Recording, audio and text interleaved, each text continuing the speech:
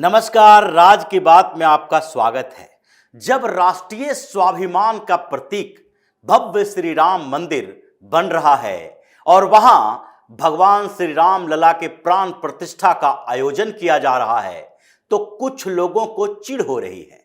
चिढ़ इस बात का है कि कैसे सनातन धर्म के पताका पूरे दुनिया में फहरा रहा है। अब सनातन धर्म का पताका फहरा रहा है तो इन लोगों को समस्याएं होने लगी है। लेकिन समस्याएं अगर उन लोगों को हो रही है जिन्होंने सनातन धर्म के अपमान से रोजी रोटी पाई है, जिन्होंने सनातन धर्म का अपमान कर ही मुस्लिमों को खुश करके तुष्टीकरण की राजनीति करके इस देश पर राज किया है, तो वो समझ में आती है। लेकिन उन लोगों को जो सनातन धर्म से ही अपनी जीवन जीविका चला रहे हैं, उनको अगर तकलीफ हो तो ये बात समझ से परे है। या फिर दो ही तरह की बातें हो सकती है। या तो इनको इससे चिढ़ इसलिए है क्योंकि इन्हें कहीं और से इसके लिए प्रेरित किया जा रहा है, कहीं ना कहीं सेटिंग उन लोगों के साथ है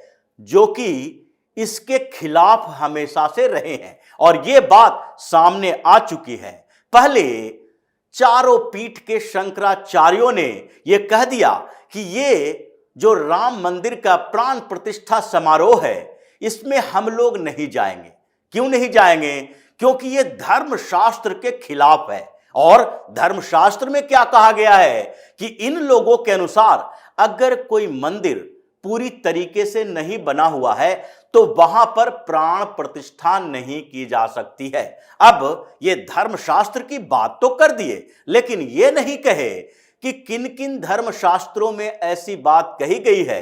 अगर ऐसी बात है तो हिंदुस्तान में ऐसे एक दो नहीं हजारों लाखों मंदिर हैं जहां प्राण प्रतिष्ठा होनी ही नहीं चाहिए।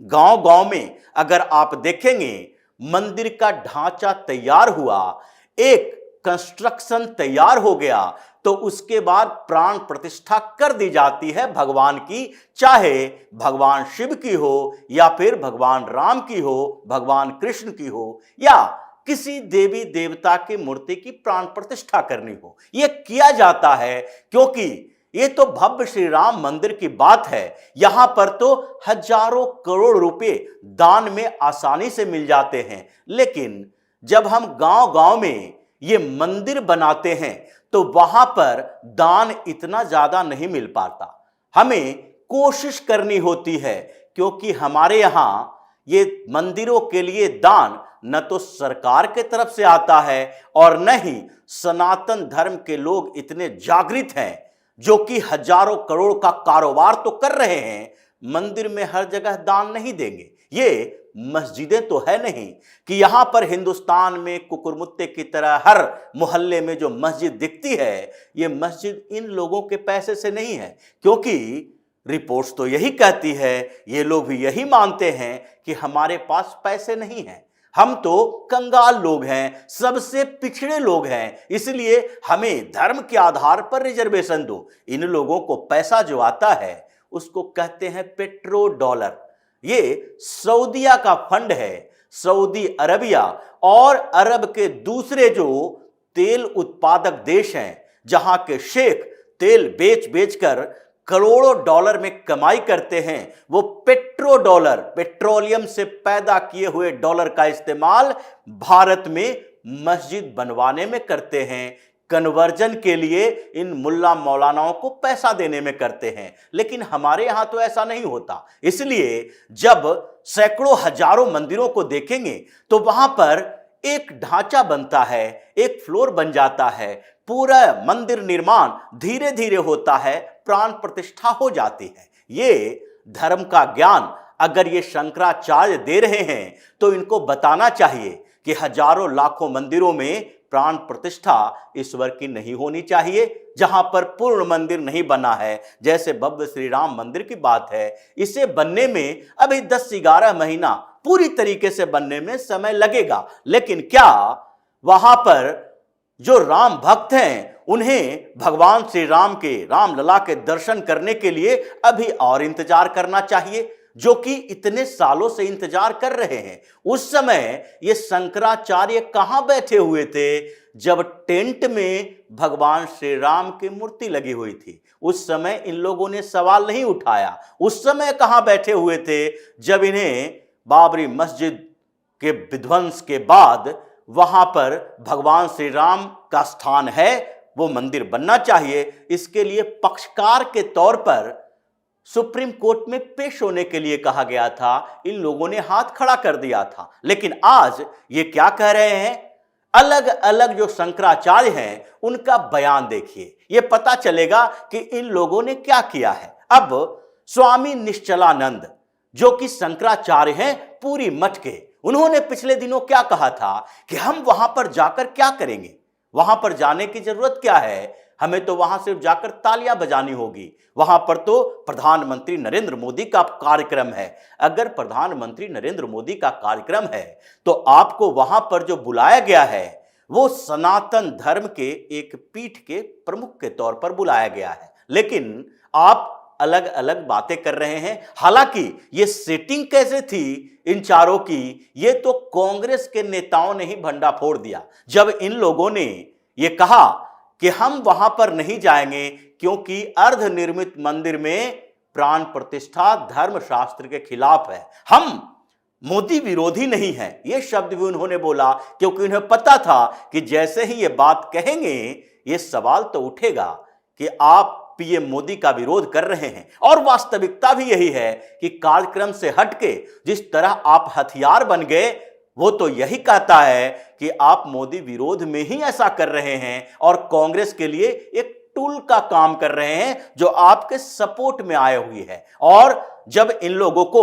लगने लगा कि पूरे देश में फजीहत होने लगी है कि ये सनातन धर्म के विरुद्ध काम कर रहे हैं, धर्म को बढ़ाने के लिए नहीं बल्कि अपने अपने पीठ में बैठकर ये पूरे हिंदुस्तान में सिर्फ अपने आप को साबित करने में लगे हैं कि हम बहुत बड़े धर्म के ज्ञाता हैं, तो आप धर्म का विस्तार और प्रचार नहीं कर रहे हैं। इसलिए सवाल जब उठने लगा ये बैकफुट पर आए। लेकिन कांग्रेस के कुछ बड़े नेताओं ने सारी सेटिंग की पोल खोल दी और अब धीरे धीरे हुआ यही कि निश्चलानंद सरस्वती के बाद जो बात सामने आई उसमें अलग अलग शंकराचार्यों ने यह कहना शुरू कर दिया कि हम अभी कंफर्म नहीं कह सकते कि क्या करेंगे, हमने पूरी तरीके से खारिज नहीं किया है। उसमें श्रृंगेरी पीठ के भारती तीर्थ जो स्वामी भारती तीर्थ हैं, वो उन्होंने कहा कि अभी तक तो हम कंफर्म ही नहीं किए, ऑफिशियल कोई रिपोर्ट नहीं है, हमने ये नहीं कहा है, अभी संशय में है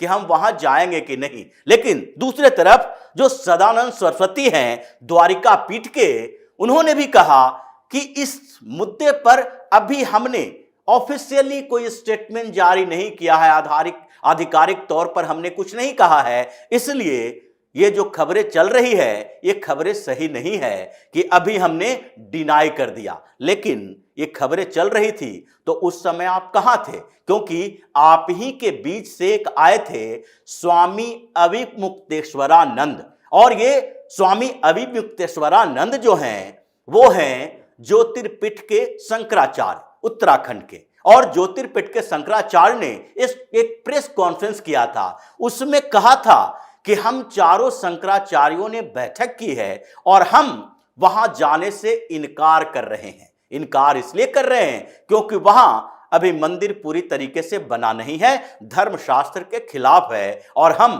पीएम मोदी का विरोध नहीं कर रहे हैं, लेकिन ये राजनीतिक कार्यक्रम नहीं होना चाहिए। लेकिन इसके बाद भी स्वामी अविमुक्तेश्वरानंद ने एक और बातें कही कि मंदिर बनना जो होता है वो सनातन धर्म की कोई विजय नहीं है, तो विजय किसको कहते हैं?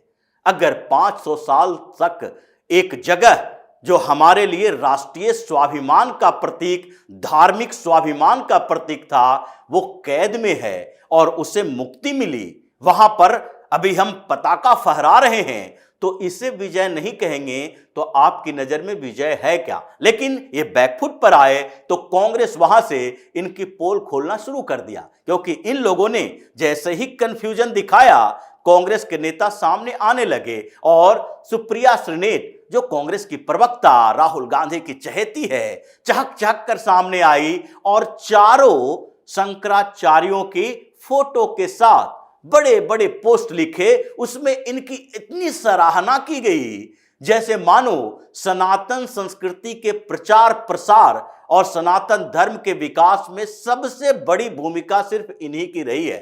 ये अचानक से कांग्रेस को सनातन प्रेम कैसे जागृत हो गया? ये सनातन प्रेम नहीं था, बल्कि ये प्रेम था इन शंकराचार्यों से जिनके साथ गुप्त बैठकें हुई थी और ये तैयार किया गया कि आप उस कार्यक्रम में जाने से अपने आप को रोके, अस्वीकार करें न्योता को, क्योंकि हम भी अस्वीकार करने वाले हैं। कांग्रेस ने तो पहले ही रिजेक्ट कर दिया था, हम नहीं जाएंगे, ऑफिशियली अनाउंसमेंट किया हम नहीं जाएंगे, और उसके बाद ये शंकराचार्यों को ये कहना पड़ा क्योंकि कांग्रेस के साथ सोनिया गांधी के साथ ये सेटिंग थी। और जैसे ही इन्होंने बोला, कांग्रेस को एक और आधार मिल गया कि अब हम ही नहीं जा रहे हैं। देखिए, चारों पीठ के शंकराचार्य नहीं जा रहे हैं, ज्योतिर्पीठ के भी नहीं जा रहे हैं, द्वारिका पीठ के भी नहीं जा रहे हैं, न ही श्रृंगेरी मठ के जा रहे हैं, और इन सारे लोगों के फोटो के साथ बड़ी बड़ी बातें करते हुए कि जिस जगह पर शंकराचार्य भी नहीं जा रहे वहां पर किसी और को जाने की जरूरत क्या है। मतलब ये पॉलिटिकल कार्यक्रम है। फिर आए पवन खेड़ा, जिनके ऊपर कैसे कैसे आरोप हैं ये सबको पता है। सुप्रीम कोर्ट में कुछ दिन पहले गए थे ये पवन खेड़ा कि मिलॉर्ड, हमारे ऊपर जो केस है, मुकदमा है इस बात का कि हमने पीएम मोदी के पिता का अपमान किया था, उस मामले में एफआईआर को कैंसिल करवा दीजिए, क्वैश करवा दीजिए, खत्म करवा दीजिए, क्योंकि हमने पूरी तरीके से माफी मांग ली है। गिड़गिड़ा के माफी मांगने के लिए आपने कहा, हमने माफी मांग ली, लेकिन सुप्रीम कोर्ट ने कहा यह नहीं होगा, आपके माफी मांग लेने से एफआईआर रद्द नहीं किया जाएगा, एफआईआर होगा, ये चलेगा। आपको बेल दे दिए हैं, जमानत दे दी गई है, आप अभी कुछ दिन मजा ले लो, उसके बाद तो असम की पुलिस घसीट कर ले जाएगी, पूछताछ के लिए हिरासत में लेगी। असम में और उत्तर प्रदेश में एफआईआर दर्ज है इसके खिलाफ। और ये पवन खेड़ा कूद कर सामने आए कि शंकराचार्यों ने जब मना कर दिया तो कांग्रेस का स्टैंड क्लियर हो गया कि ये भव्य राम मंदिर के प्राण प्रतिष्ठा समारोह में कांग्रेस क्यों नहीं जा रही है, क्योंकि ये धर्म सम्मत नहीं है। हम सनातन धर्मी हैं, लेकिन धर्म विरुद्ध काम हम नहीं कर सकते। पवन खेड़ा भी आए, अलका लांबा जैसी नेता आई, भारतीय जनता पार्टी से हम सवाल पूछ रहे हैं कि आखिरकार चारों शंकराचार्य जो नहीं जा रहे हैं उसके पीछे की वजह बताए। मतलब भारतीय जनता पार्टी का एक कार्यक्रम है, इसलिए वो लोग नहीं जा रहे हैं। कांग्रेस ने बहुत अच्छा किया, कांग्रेस को एक आधार मिल गया। शशि थरूर जैसे नेता आए, इन सब लोगों ने इन शंकराचार्यों के बोले गई बातें और उनके आधार को सही ठहराते हुए अपने लिए एक आधार तैयार किया, और ये कठपुतली बन गए। ये शंकराचार्य जो चारों पीठ में बैठे हुए हैं, साल में एक बार कभी धर्म सम्मत में सम्मेलन में जाते हैं, इनको कभी ये नहीं देखा होगा कि शंकराचार्य द्वारिका पीठ के हैं। वो द्वारिका से निकलकर पैदल यात्रा करते हुए कर्नाटक तक गए। इन लोगों को कभी नहीं देखा होगा ज्योतिर्मठ से निकलकर ये उत्तराखंड से होते हुए, बिहार होते हुए नॉर्थ ईस्ट तक पैदल यात्रा की, वहां दौरा किया धर्म के विकास के लिए, जैसा आदि गुरु शंकराचार्य ने किया था। इनको एक पदवी मिली हुई है और ये गुरु परंपरा से है, लेकिन ये पदवी उसी तरीके का दिखता है कि जैसे आदि गुरु शंकराचार्य ने एक व्यवस्था बनाई और उनमें इन लोगों को भर्ती कर दिया। अब वो सीधे धर्म का रट्टाफिकेशन, ये जो होता है रट्टा मार मार के वेद पुराण उपनिषद पढ़ लिए शंकराचार्य की तरह, सिर्फ और सिर्फ धर्म अपने लिए बचा के रखे हुए हैं। उसी तरीके से जैसे कि आपके अंदर आप जलाभिषेक करते हैं, आप पूजा पाठ करते हैं, आप सिंपल जीवन जीते हैं, लेकिन उससे आपको फायदा है। सनातन धर्म के विकास के लिए तो तब काम होगा जब आप घूम घूम कर इसका प्रचार करेंगे, इसे आगे बढ़ाएंगे। दुनिया के किसी कोने में ये जाकर वहां पर आज तक 100, 200, 1000 लोगों को भी सनातन धर्म का ज्ञान देकर उसमें वापस करवाया हो, या फिर सनातन धर्म के लिए उनको स्थापित किया हो तो ये बताया जाए। इससे बढ़िया तो स्वामी नारायण अक्षरधाम संप्रदाय है, जो कि अबू धाबी तक जाकर मंदिर बनवा रहा है। दुनिया के किसी कोने कोने में मंदिर बनवाया जा रहा है, जिससे सनातन धर्म का प्रचार प्रसार हो रहा है। ये कभी ऐसा किए नहीं और करते रहे वही काम जो कांग्रेस ने इसे सौंपा।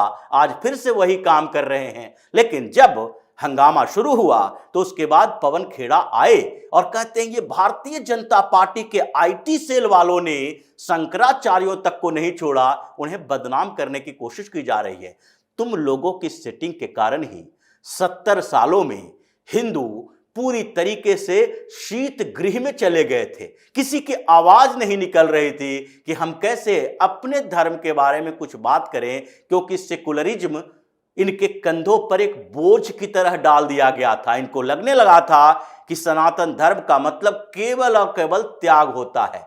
ये व्यवस्थाएं बदल चुकी है और अब इनकी पोल खुल चुकी है कि कैसे कांग्रेस ने इन साधु संतों, महात्माओं, मठों के पीठाधीशों, शंकराचार्यों के साथ सेटिंग करके हिंदुओं को हाइबरनेशन में रखा और मुल्लाओं मौलवियों के साथ सेटिंग करके मुसलमानों को बढ़ाया, आगे बढ़ाया, आक्रामक बनाया, उनके लिए काम किया है। अब ये दोनों की सेटिंग जब सामने आ गई है तो उसके बाद ये बैकफुट पर दिख रहे हैं और अलग अलग तरीके के बयान दे रहे हैं। तो इसी तरह की खबरों के साथ फिर से हाजिर होंगे। तब तक के लिए बने रहिए हमारे साथ और देते रहिए हमें सहयोग, ताकि इसी तरह की खबर हम आपके लिए लाते रहें। धन्यवाद।